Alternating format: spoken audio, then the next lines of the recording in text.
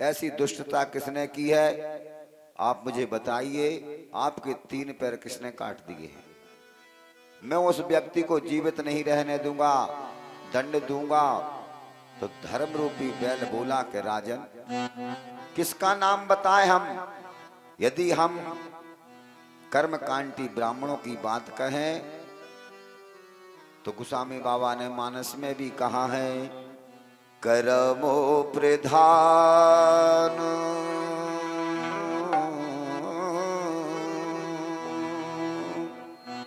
कर्मो प्रधान विश्व रच राखा,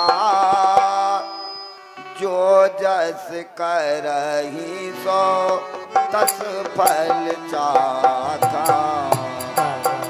प्रधान विश्व कर राखा, जो जस करहि सो तस फल चाखा।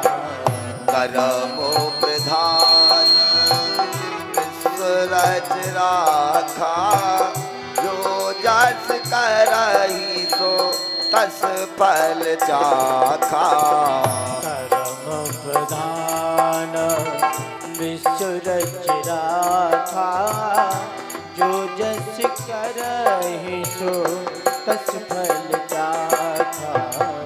कोई न काऊ सुख दुख कर दाता, निज कृत करमो भोग सब भ्राता। कोहु न काहू सुख दुख कर जाता, निज कृत कर्म भोग सब भ्राता। श्री राम जय राम जय हो। जय जय राम, श्री राम जय राम जय जय राम। श्री राम जय राम जय जय राम, श्री राम जय राम जय जय राम। बोलिए राघवेंद्र सरकार की। जय हो।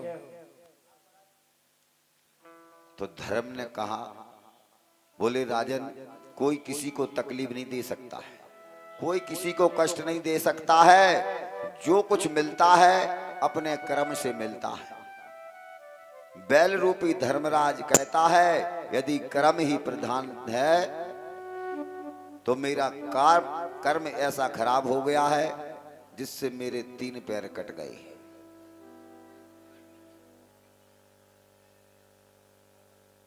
आज राजा पारीक्षित कहते हैं, आप ठीक कह रहे हैं भगवान, लेकिन मैं उस व्यक्ति को ढूंढने का प्रयास करूंगा, उस व्यक्ति को मैं खोजने का प्रयास करूंगा जिसने आपको तकलीफ दी है। इतना कहकर के जैसे ही राजा पारीक्षित चले तो वहां एक विचित्र दृश्य देखा राजा पारीक्षित जी ने। एक लंबा तगड़ा विशाल पुरुष, बड़ी बड़ी जिसकी आंखें, बड़ी बड़ी जिसकी मूछें, लंबी लंबी भुजाएं और नग्न तलवार लेकर के, और उस धर्म रूपी बैल के जो एक पैर सुरक्षित बचा है उसको काटने के लिए तैयार खड़ा है। एक काला पुरुष और कोई नहीं है, इसी का नाम है कलयुग महाराज। और कलयुग महाराज नहीं चाहते हैं कि धर्म का एक भी पैर सुरक्षित रहे। आज परीक्षित जी महाराज ने कहा, कौन हो तुम? एक पैर से खड़े हुए इस बैल के इस पैर को काट रहे हो, तुम्हें शर्म नहीं आती है? कलयुग ने देखा कि राजा पारीक्षित मुझे मारने के लिए जैसे ही दौड़ रहे हैं, तो कलयुग महाराज तुरंत राजा पारीक्षित जी के चरणों में गिर गए। बोले, नाते गुणा के सम यशोधराणाम बद्धांजलर्वै भयमस्त किंचतो। राजा पारीक्षित ने कहा कि तुम मेरी शरण में आ गए हो, क्यों? कि मेरे बाबा लोगों का कहना था, ऐसा आदेश था कि यदि शरण में शत्रु भी आ जाए तो उसे क्षमा कर देना। कलयुग ने राजा के चरणों को स्पर्श किया। परीक्षित राजा की मति भ्रष्ट हो गई। राजा ने उसे क्षमा कर दिया, लेकिन तुम हो कौन? तो कलयुग ने हाथ जोड़ करके प्रार्थना की, बोले महाराज मैं हूं कलयुग, मेरी शरण में रहने का अधिकार तुम्हें नहीं है। कलयुग महाराज ने बहुत प्रार्थना की कि बताओ महाराज फिर मैं कहां जाऊं? यदि आप मुझे कोई अच्छा सा स्थान दे दें तो मैं उन्हीं स्थानों पर रह लूंगा। तो श्री परीक्षित जी महाराज को कलयुग पर दया आ गई और कलयुग को 4 स्थान रहने के लिए परीक्षित जी महाराज ने दे दिए। धूतम पानम स्त्रियः सोनायत्ता धर्मश्चतुर्विधा। राजा परीक्षित जी ने कहा कलयुग महाराज से कि जाओ, जुगा में तुम्हारा वास है। जो धूत कीड़ा करते हैं उनके घर में कपट के रूप में कलयुग महाराज प्रवेश होता है, और जुगा बिना कपट के कभी हो नहीं सकता है। यदि सच्चाई से साथ में जुगा जीतना चाहो तो धर्मराज युधिष्ठिर भी नहीं जीत सके। सुरापान मानव को कैसा कैसा बर्बाद कर देता है। शराब पीने वाले ऐसे ऐसे आदमियों को देखा है जो शराब पी करके उन्मत्त होकर के वो गंदी नालियों में औंधे मुंह पड़ी रहती है। मंदरा के मदम के रूप में कलयुग महाराज वास करते हैं।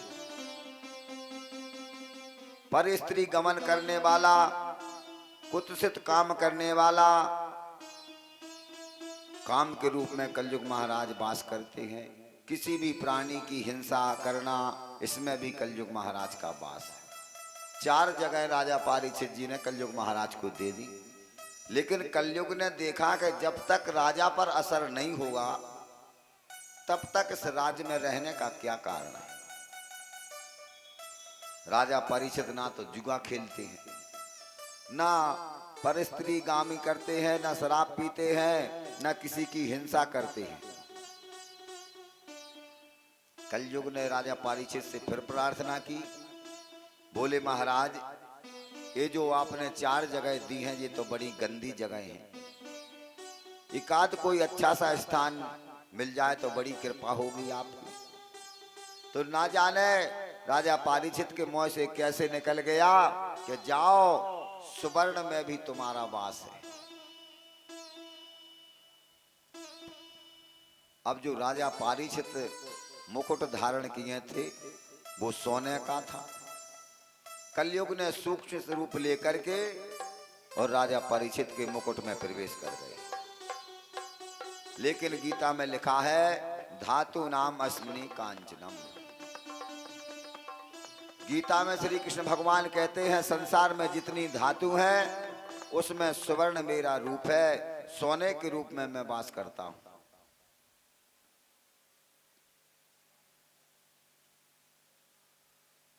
आचार्य श्री सूत जी महाराज कहते हैं किसी भी प्राणी की हिंसा नहीं करना। जो किसी भी प्राणी की हिंसा करके धन कमाया जाता है उसमें कलयुग महाराज का वास होता है, और जो परिश्रम से मेहनत से धन कमाया जाता है उसमें परमात्मा का वास होता है। तो बोले इसका मतलब जो राजा परीक्षित मुकुट पहने हैं वो क्या बेईमानी का है, और बोले क्या ईमानदारी का है। राजा परीक्षित ने जो मुकुट पहन रखा था वो पांडवों का मुकुट नहीं था, वो मुकुट था जरासंध का। जरासंध को मार करके पांडव लोग मुकुट को लेकर के आए, और जरासंध तो बहुत बड़ा पापी था। इसी दुर्गुण की वजह से उस मुकुट में होकर के कलयुग महाराज ने प्रवेश कर लिया।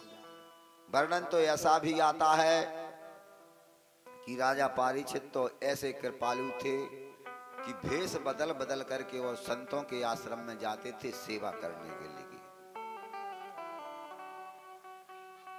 आज कलयुग के प्रभाव से परीक्षित महाराज की बुद्धि में ऐसी विकृति होगी, सुदूर जंगल में जाते जाते परीक्षित जी ने एक ऋषि के आश्रम में पहुंचे। ये तेजस्वी संत हैं, समीक ऋषि हैं, समाधि में बैठे हैं और राजा परीक्षित को बड़ी जोर से प्यास लगी। राजा परीक्षित जी ने कहा कि वो महात्मा जी जल लाओ, जल पिलाओ, हमें बड़ी जोर से प्यास लग रही है। अरे सुनते क्यों नहीं हो, हमें बड़ी जोर से भूख लग रही है, कुछ खाने के लिए दीजिए। लेकिन महात्मा जी की मन की वृत्तियां ऐसी अंतर्मुखी हो गईं, देह का कोई अभ्यास नहीं रहा।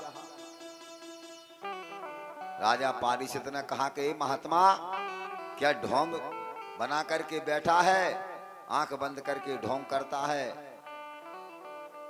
मैं यहां आया हूं और जान करके तुमने मुझे देख करके अपनी आंखें बंद कर ली हैं।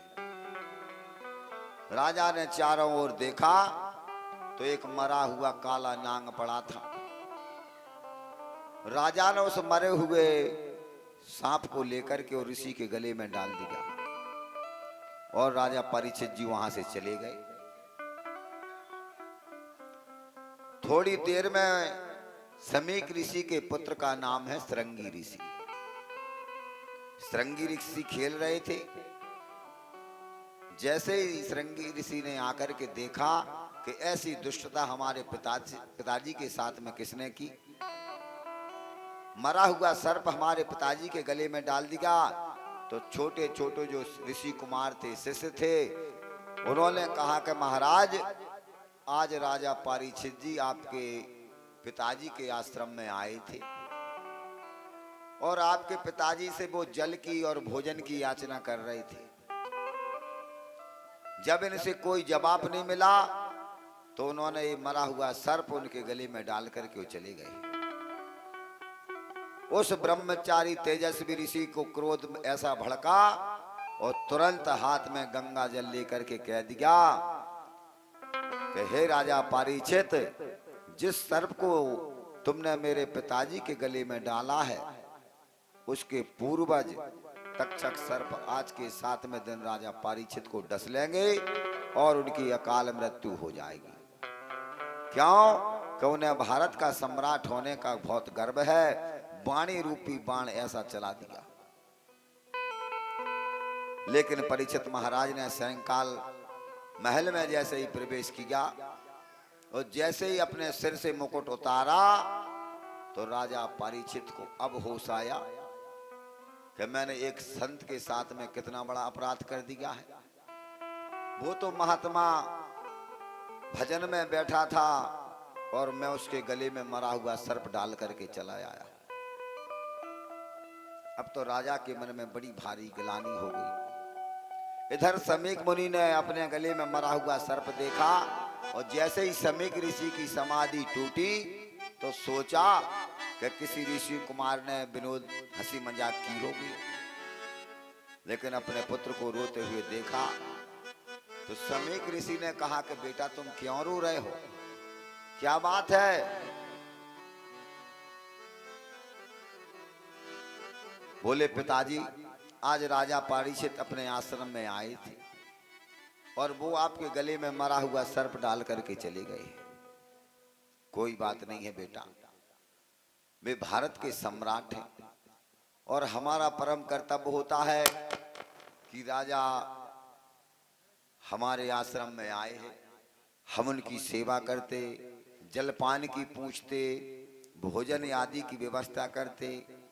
मैंने उनका आदर नहीं किया है, इसलिए राजा सर्प डाल करके चले गए हैं। कोई बात नहीं। श्रृंगी ऋषि बोले कि पिताजी सुनो, मैंने उन्हें ऐसा दंड दिया है कि आज के बाद राजा परीक्षित जीवन में दोबारा गलती नहीं कर सकते। समीक ऋषि बोले क्या किया बेटा तुमने? बोले पिताजी आज के 7वें दिन परीक्षित को तक्षक सर्प डस लेगा और उनकी अकाल मृत्यु हो जाएगी। कितने बड़े धर्मात्मा राजा को तुमने अकाल मृत्यु का श्राप दे दिया है। तितिक्षया करुणया मैत्रिया चाखिल चा जंतुखो समत्वेन च सर्वात्मा भगवान संप्रसीदति।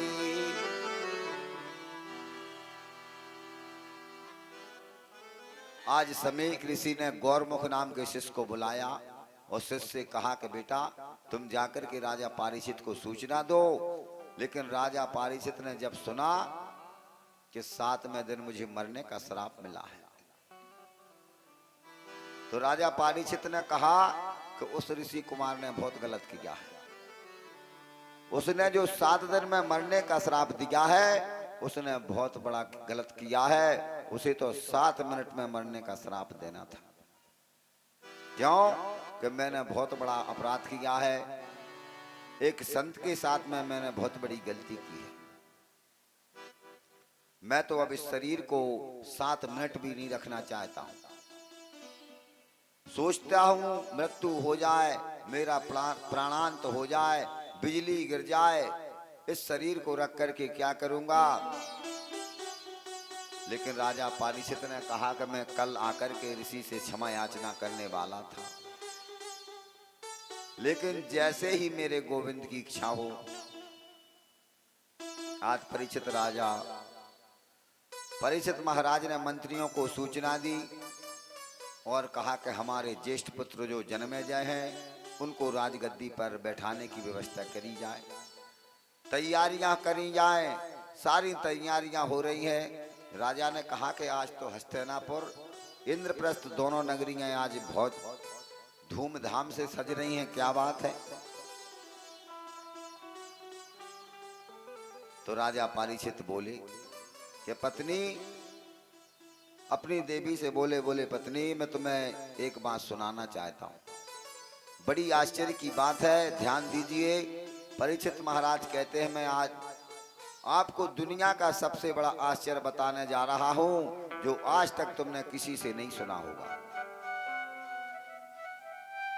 महारानी बोली कैसा आश्चर्य। परीक्षित जी बोले मैं अपने छाती पर हाथ धर के दावे के साथ कहता हूं कि 7 दिन से पहले मेरी मृत्यु नहीं हो सकती है। 7 ही दिन में सबकी मृत्यु होना है और 7 ही दिन में सबका जन्म होता है। आज 7 दिन से पहले मैं नहीं मर सकता हूं, मेरी मृत्यु नहीं हो सकती है, ऐसा कहना इससे बड़ा आश्चर्य दुनिया में और कोई नहीं है। कोई कह सकता है कि मैं 7 दिन पहले नहीं मर सकता हूं, 7 सेकंड का तो भरोसा नहीं है और 7 दिन की कौन कह सकता है। परीक्षित जी महाराज ने राज का त्याग कर दिया, ना तो अपने साथ में एक लोटा लिया, अपना सर्वस्व छोड़ करके वो जंगल में चले गए।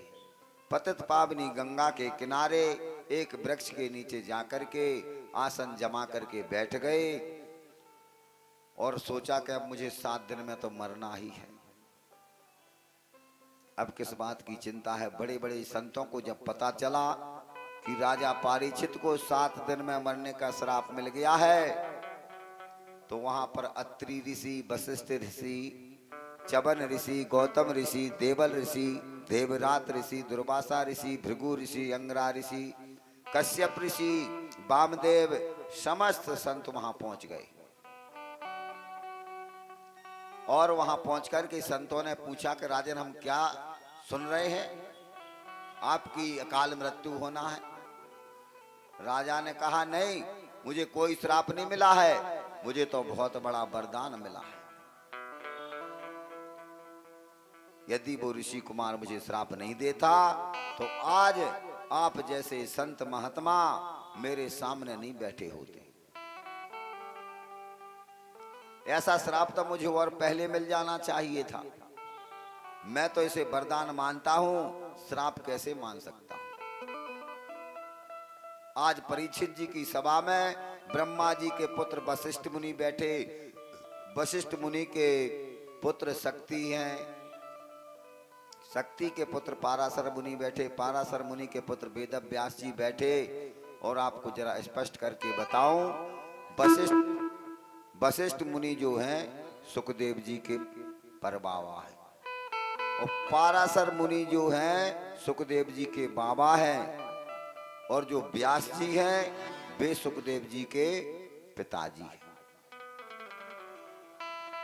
मार्कंडेय ऋषि बैठे हैं। ये मार्कंडेय ऋषि तो ऐसे हैं जिनके जीवन में हजारों बार इंद्र बदल गए, हजारों बार। ऐसे ऐसे महान तपस्वी संत बैठे हैं राजा परीक्षित जी की सभा में, लेकिन कोई निर्णय नहीं कर पा रहा कि 7 दिन में राजा परीक्षित को कैसे मोक्ष मिलेगा। ना तो वशिष्ठ जी कर पा रहे हैं, ना व्यास जी कर पा रहे हैं, ना पाराशर जी कर पा रहे हैं, ना कांडव ऋषि भी कर पा रहे हैं, ना दुर्वासा जी, ना भृगु जी, ना अंगरा जी, ना वामदेव जी, ना कश्यप जी, ना अत्रि जी। किसी भी संत महात्मा ने निर्णय नहीं कर पाया कि राजा परीक्षित को 7 दिन में मोक्ष कैसे मिल सकता है। ऐसा कौन सा उपाय है जिससे मुक्ति मिल जाए। लेकिन मेरे कन्हैया के परम लाडले व्यास जी के परम वंदनीय पुत्र 16 वर्षीय आदरणीय श्री सुखदेव जी महाराज को, जो भगवान की समाधि में बैठे थे, व्यास जी से भागवत पढ़ने के बाद में और सुखदेव जी वन में चले गए थे भजन करने के लिए।